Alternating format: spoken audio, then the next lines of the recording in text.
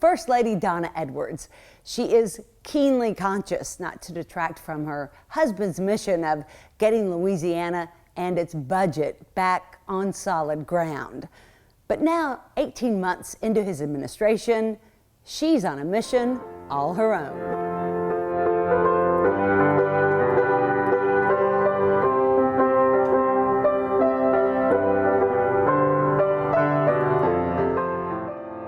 Louisiana's First Lady, Donna Edwards, has played music most of her life.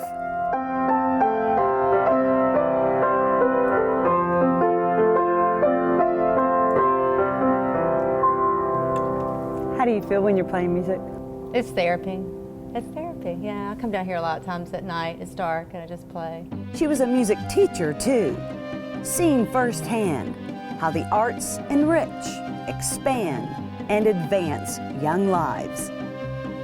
One of the things we as teachers always talk about, and truly employers talk about, is the whole person, the whole child, the whole student, and so how important that is. And it seems like now we're so focused on testing, and so, which is very important. It's important to have testing to measure, as a measure, but we've become so focused that we've forgotten about the whole child.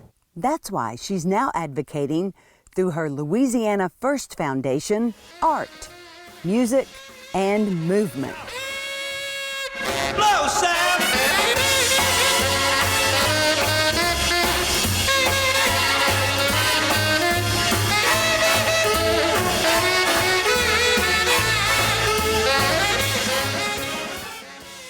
The culture of Louisiana just cries out for music and art, and we all know that. To say that it's not important is unacceptable.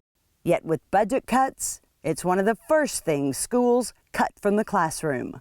I know it's difficult for administrators and principals and higher-ups to try to decide and where they need to cut, but to me, art and music should not, and movement. When I say movement, anything from performing arts to PE. I mean, right now, we're actually morphing physical education into recess in a lot of schools because of budget cuts, and it's not good. It's not good for the kids. It's not good for the students. It's not good for the teachers. You know, the children need that. We all love art. Everybody loves art, and you know, I think sometimes we get confused too. Artists, it's not just about a canvas and a painting.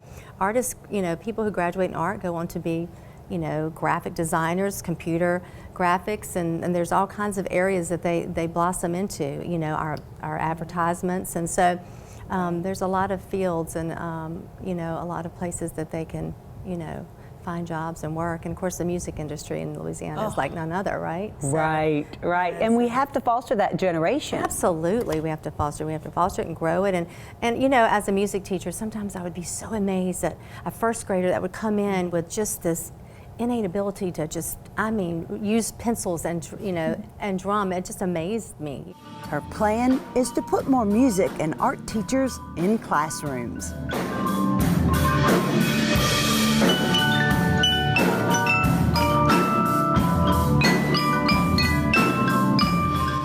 We're going to do a couple pilot programs in the fall, handpick some situations in some areas where there's no music and art and movement, and see and kind of watch it grow. But the idea is for the foundation to partner with the school board, and so there'll be some accountability on their part also. How in the world will you pick? I know. Well, you know, I'm really looking at places that there are none. You know, or even, you know, one of the things I'm really focused in on too is finding maybe an elementary school that has a, you know, maybe they have a junior high and a high school that has a music program, but to put it in the elementary school and watch that child really find the love of music in elementary school and watch it grow, you know, would be really, you know, neat. So we're on our search right now.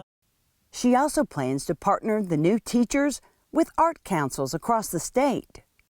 By having our art councils around the state go into these situations, we have some great programs, some art programs and music programs around the state that are already enhancing our music and art programs. They're doing such a great job, and to have them actually go in and support these teachers. And so that's really what I'm interested in doing, is really finding the educators for the classroom to bring back music and art movement, but to also find them support system.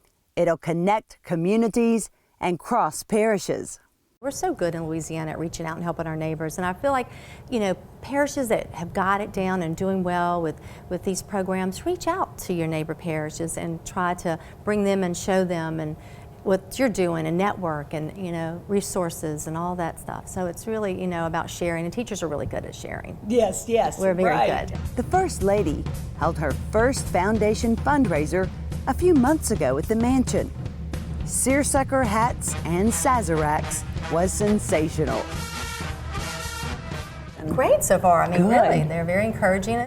She's illuminating the arts outside classrooms too, in the new Knock Children's Museum. So I'm sponsoring one of the music areas there, the percussion Fun. section. So excited. They're doing a great job there. I'm so proud of them.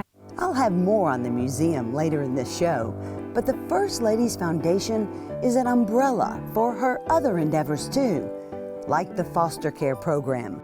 Last year, under her wing, it had its best year yet.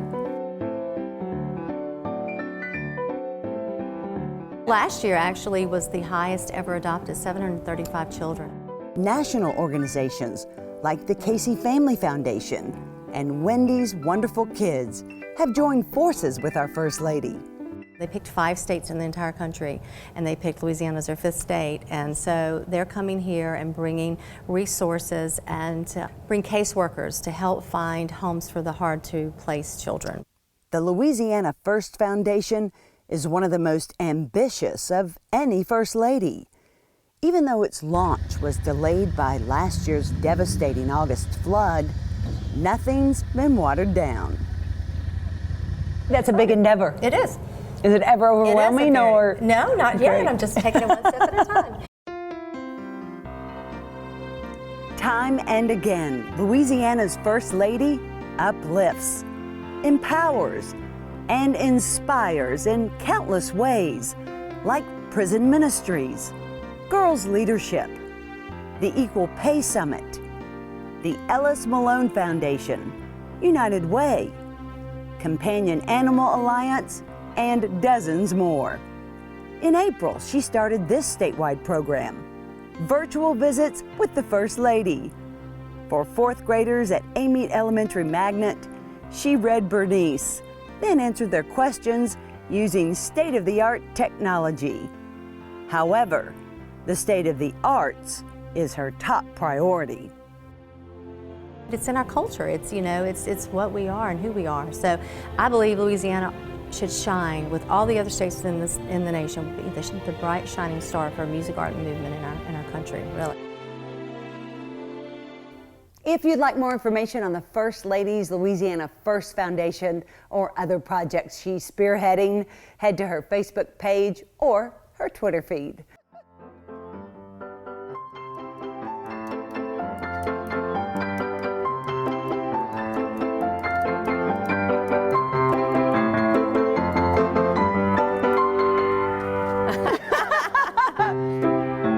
Not bad, Kim. You like it, see? It's very therapeutic, isn't it? Oh, that